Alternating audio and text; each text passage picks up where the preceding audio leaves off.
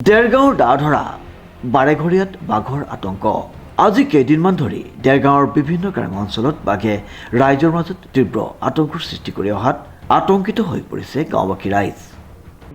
সময় আপোনাৰ নিশা 11:25 পূৰা 11:25 হৈছে। মোৰ অকণমান স্বাস্থ্যজনিত সমস্যাৰ বাবে কালি শোৱা মোৰ পলম হৈছে। মই অকণমান কিতাপ এখন চাই পঢ়ি আছিলোঁ। তেনেকুৱাতে যিটো মৰ চিঞৰ বুলি কয়, আমাৰ গ্ৰাম্য ভাষাত এটা শব্দ আছে, মৰ চিঞৰ এটা চিঞৰ মাৰিছে আৰু গৰুকেইটা গিৰিপকৈ উঠি গৈছে, এটা শব্দ কৰিছে। যিহেতু আমাৰ গোহালিটো ঘৰৰ পৰা অকণমান কিছু নিলগত, মই যেতিয়া শব্দ শুনিছোঁ, শুনাৰ পিছতে মই উঠি আহিছোঁ। উঠি আহি পেলাই দেখিছোঁ যে এই ছাইডে, মোৰ ঘৰৰ পৰা এই ছাইডে যিহেতু লোৱাডুং জান এখন আছে, জানখনৰ কাষত বাগান আছে, সেইফালেদি চকুকেইটা ধুনীয়াকৈ জিলিকিছে, কিবা এটা লৈ গৈছে কিন্তু দেখিলোঁ। তাৰপৰা দেখি পেলাই মই এনেকৈ গোহালিত চালোঁ, চাই পেলাই আৰু এটা বাহিৰলৈ ওলাই আহিলোঁ। ওলাই পেলাই মই গোহালিৰ ওচৰ পালোঁহি।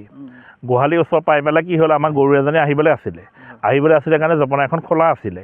তাৰপৰা মই বোলো হ'ব চাগে সেইজনী গৰু, এনেকৈ দেখিলোঁ আৰু হ'ল। ৰাতি মই সন্দেহ এটা হ'ল, সন্দেহ হৈ ঘৰৰ মানুহবিলাকক মই কোৱা নাই, মানে কেলৈ যিহেতু আতংকিত হৈ আছে বাঘৰ বুলি আৰু ভয় খায়। আৰু আমি ঘূৰি ফুৰা মানুহ হিচাপে মানে আমি ইমান ভয় নাখাওঁ। ভয় লগা প্ৰশ্নটো আমাৰ এইকাৰণে নাহে, আমি ঘূৰি ফুৰোঁ যিহেতু, বা বাঘৰ বাতৰি কৰিছোঁ মই নিজে সংবাদ মাধ্যমৰ লগত জড়িত এজন ব্যক্তি হিচাপে। তাৰপৰা যেতিয়া দেখিলোঁ এইটো হ'ল অৱস্থাটো, ৰাতিপুৱা মই খুব সোনকালে আকৌ এবাৰ চাবলৈ আহিলোঁ। ঠিক 4:30 হৈছে। 4:30 বজাত গোহালিত সেই ইতিমধ্যে যিজনী গৰু নাহিলে, সেই গৰুজনীও নাই।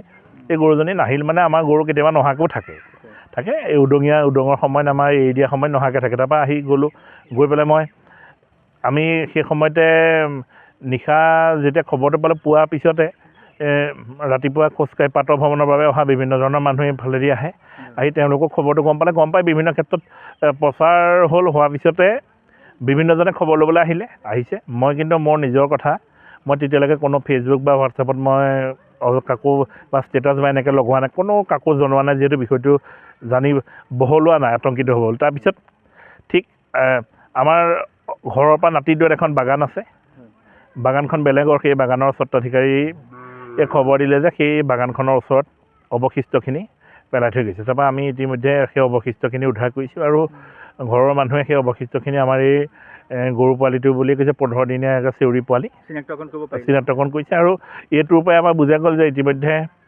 কেইবাজনো ব্যক্তি আহিলে যে এই বাঘে যিটো এৰি থৈ যায়, সেই লক্ষণটো দেখা গৈছে যে অন্যান্য অঞ্চলত যিদৰে বাঘে এৰি থৈ যায়, সেই বস্তুখিনিয়ে একেগিটা কথাই হ'ল। ইয়াৰ দ্বাৰা বুজা গ'ল যে, আৰু তাত বাঘৰ খোজো পোৱা গৈছে, খোজ পাইছে। আৰু এটা জানে আপুনি, নিজান অঞ্চল, দুৰ্গম অঞ্চল নহয়, নিজান অঞ্চল আৰু গ্ৰাম্য অঞ্চল। আৰু আমাৰ জেগাবিলাকত চোৰ ডকাইত হত্যা ধৰ্ষণী ঘটনাবিলাক আমাৰ জেগাত নহয় মানে কেলৈ, আমাৰ সম্পূৰ্ণ শান্তিপ্ৰিয় জেগা। আৰু অকল আমাৰ সমস্যা এটাই আছিলে, বান্দৰৰ সমস্যা।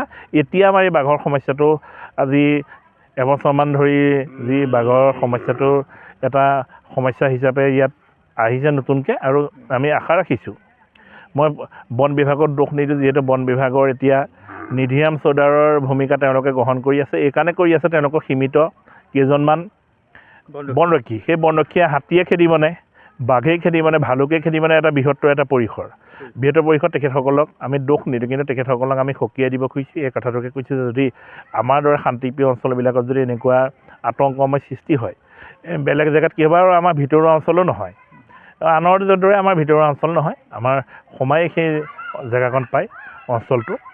দেখিছে আপোনালোকেও, যিহেতু আহি থকা মানুহ, বৰ ভিতৰুৱা নহয়। যদি আমাৰ জেগাতে এনেকুৱা হয়, বেলেগত কি হ'ব। আৰু আমি নিশা কৰ্তব্য খাতিৰত আমি বহু দেৰিকৈ আহোঁ। কেতিয়াবা হয়তো এতিয়া আমাৰ একো নাই, আমি অহা মানুহেনো ঘৰলৈ আহিবই লাগিব, ঘৰত থকা মানুহখিনি চিন্তিত হৈ পৰিব, ঘৰত থকা মানুহখিনি অশান্তি হ'ব এই খবৰটো হোৱাৰ পিছতে। আমাৰ বা ইয়াৰ পৰা ফোন এটা গ'লে আমি কামত মন নবহিব। আৰু মই যদি ওলাই আহিলোহেঁতেন, কিবা কাৰণত ওলাই আহি যদি মই মুখামুখি হ'লোহেঁতেন, হয়তো সি মৌলো চোচা ল'লেহেঁতেন। কিন্তু মই শব্দ শুনিছোঁ পূৰা, আৰু মই সময়লৈকে ক'ব পৰা পূৰা 11:25 গৈছে। তাৰপিছতে মই সতীৰ্থ মাধুৰ্য বৰাক মই এটা মেছেজ কৰিছিলোঁ। মাধুৰ্য বৰা যিহেতু সাৰে আছিলে, মই অনলাইন পাই পেলাই তেওঁলৈ এটা মেছেজ কৰিলোঁ। তেওঁ কৈছে যে এইটো এটা কথা। তাৰপিছত তেওঁ ৰাতিপুৱা গম পাই আহিছে, আৰু পুৱাৰ পৰাই বিভিন্ন ক্ষেত্ৰত বহুখিনি মানুহ আহিছে। আৰু মই বহুতৰে ফোন ধৰিব পৰা নাই, আৰু বহুতৰ ফোন হওক, বহুতক মাতষাৰ লগাব পৰা নাই। মই ক্ষমাও বিচাৰিছোঁ, যিহেতু আৰু মানুহৰ মোৰ প্ৰতি এটা আস্থা আছে কাৰণে ঘৰখনৰ প্ৰতি। আজি পুৱাৰ পৰা আপুনি নিজেও দেখিছে, এতিয়া আপুনি আহোঁতেও প্ৰায় 20-25জন মানুহ ঘৰখনত বহি আছে। তাৰমানে ঘটনাটো এনেকুৱা হৈ গ'লগৈ বেলেগৰ বাঘৰ ঘটনাটো কিমান বহল নাজানো, কিন্তু মোৰ ক্ষেত্ৰত এই ঘটনাটো এটা বেলেগ এটা বিদ্যালয়লৈকে অসমৰ ইমূৰৰ পৰা সিমূৰৰ ফোন আহিছে আৰু এই ক্ষেত্ৰত মই নিজেও আচৰিত হৈ গৈছোঁ। কিন্তু মই সামাজিক মাধ্যমত দিয়া নাছিলোঁ, পিছত যিহেতু আহিছে, আহি আপোনালোকে চবেই কোৱাৰ কাৰণেহে মই অকণমান সংবাদ মাধ্যমৰ সন্মুখীন হৈছোঁ।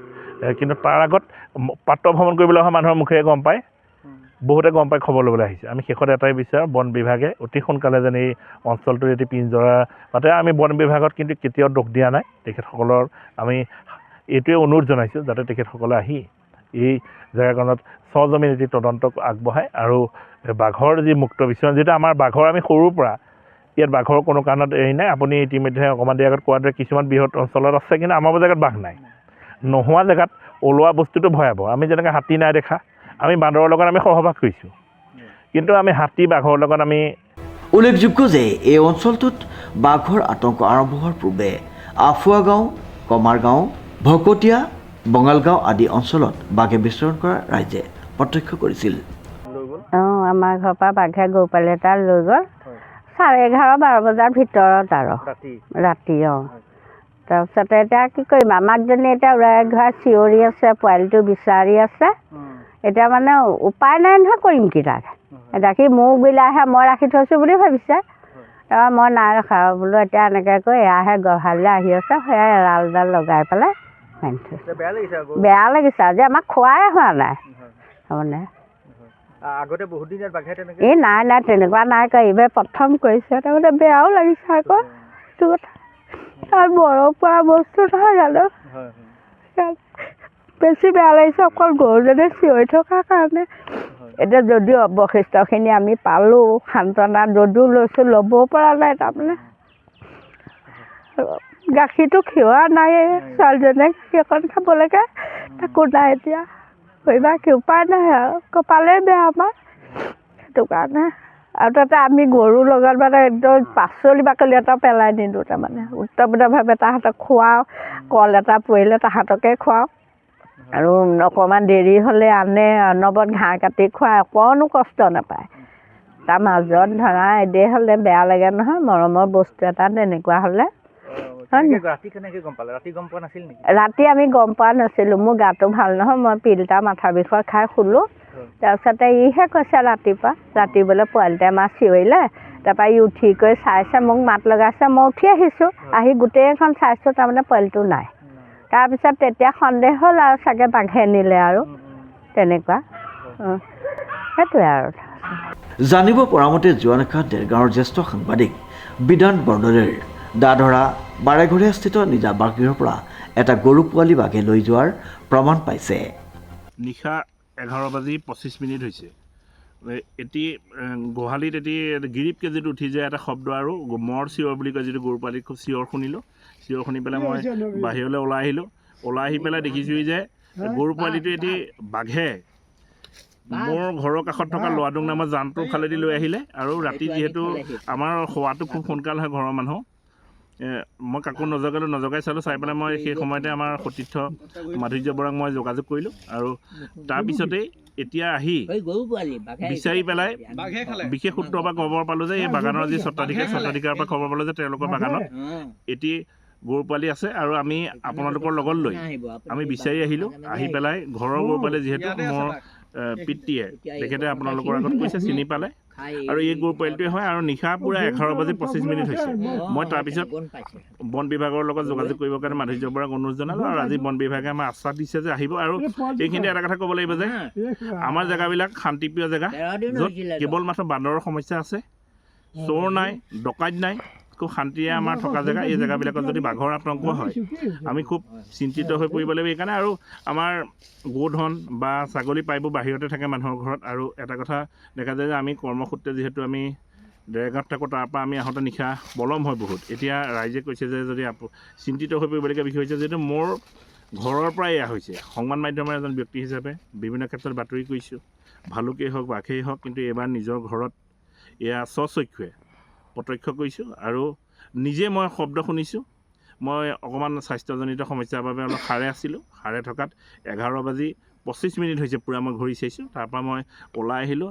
ওলাই আহি দেখিছোঁহি তেতিয়া সেই সময়ত ভিডিঅ' কৰিব পৰা বা তেনেকুৱা এটা অৱস্থা নাই, যিহেতু অকলে ওলাই আহিছোঁ। আৰু এতিয়া আপোনালোকৰ লগত যিহেতু আহি পেলাই আমি বাগানৰ মাজত সেই গৰু পোৱালিটোৰ যি অৱশিষ্টখিনি, বাঘে এৰি থৈ যোৱা অৱশিষ্টখিনি পাইছোঁ। আৰু আপোনালোকে যিহেতু মোতকৈ বেছি বাঘৰ বাবতি কৰি আছে, আৰু বিভিন্ন ক্ষেত্ৰত বাঘে এৰি থৈ যোৱা যিসমূহ অৱশিষ্ট, সেই অৱশিষ্টখিনি দেখিছে। আপোনালোকে নিজেও কৈছে যে এয়া বাঘে খোৱাৰ লক্ষণেই হয়। আৰু বাঘৰ যিটো খোজ, সেয়াও আপোনালোকে নিজে দেখিছে।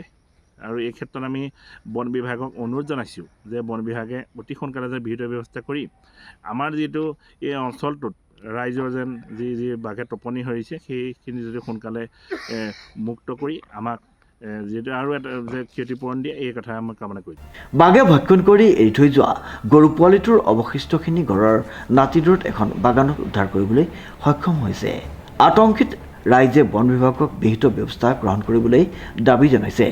বাঘৰ খবৰ ওলোৱাত ৰাইজ গভীৰ চিন্তাত পৰিছে। দেৰগাঁৱৰ পৰা নৱজ্যোতি ভৰালীৰ এক বিশেষ প্ৰতিবেদন, নিউজ নাও।